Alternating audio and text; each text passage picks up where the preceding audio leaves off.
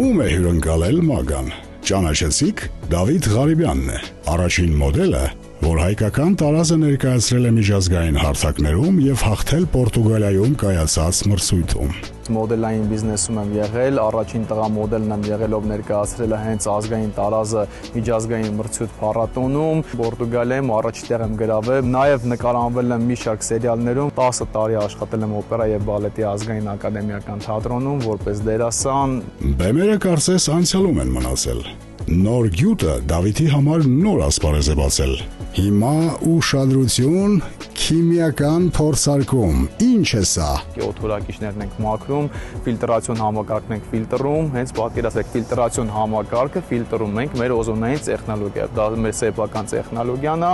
որ միակն է աշխարհում ու հենց մեզ է պատկանում հայերիս։ Մագավտո, դիտեք հայկական երկրորդ ալիքով։